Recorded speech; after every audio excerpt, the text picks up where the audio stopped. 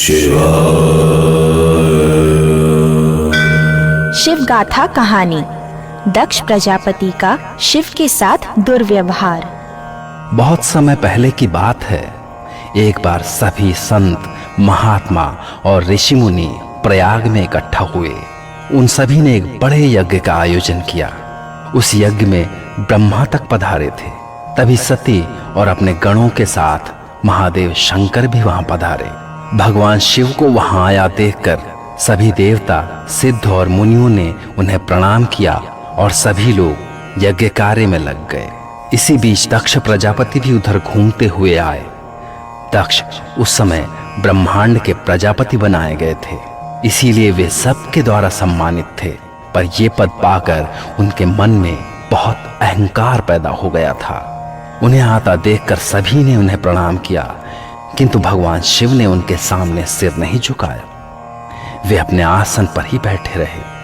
महादेव के इस प्रकार बैठे रह जाने पर प्रजापति दक्ष मन ही मन महादेव पर क्रोधित हो गए और उन्होंने सबको सुनाते हुए कहा, इस सभा में बैठे असुर, देवता, ब्राह्मण, ऋषि और मुनि सभी मेरे सामने मस्तक झुकाते हैं, किंतु जो भूत प्रेतों के साथ पिशाचों से घिरा हुआ बैठा है वो मुझे प्रणाम क्यों नहीं करता? इस धृष्टता का कारण क्या है? मैं इसे भयानक श्राप देने जा रहा हूं, पर इससे पहले यहां बैठे सभी ब्राह्मणों, इसे यहां से निकाल कर बाहर करो, क्योंकि ये तुम्हारे महान यज्ञ में भाग लेने लायक ही नहीं है।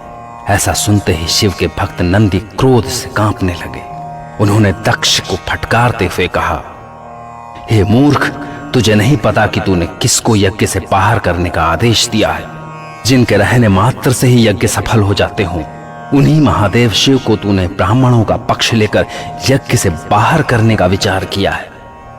तो हे दक्ष सुन, जिन ब्राह्मणों के बल पर तूने घमंड में चूर होकर महादेव शिव को श्राप दिया है, उन्हीं ब्राह्मणों को मैं श्राप देता हूं कि यहां पर जो भी ब्राह्मण बैठे हैं वे भविष्य में केवल लालच के वश में ही रहकर अपना कर्तव्य भूल जाएंगे और अपना पेट पालने में लगे रहेंगे, भोग में लगे रहेंगे।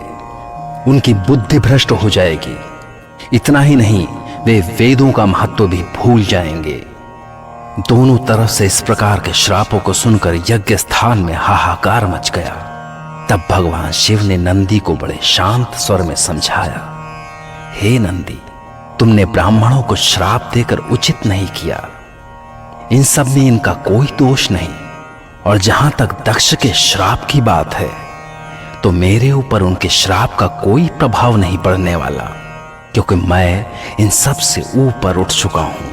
मुझे किसी का श्राप छू भी नहीं सकता, क्योंकि मैं ही यज्ञ हूं और मैं ही आत्मा। शिव का यह कथन सुनकर वहां पर उपस्थित सभी शिव की जय जयकार करने लगे। पर इससे दक्ष और क्रोधित हो उठे। महादेव शिव के लिए दक्ष प्रजापति की यही कटुता भविष्य में सती के दाह का कारण बनी।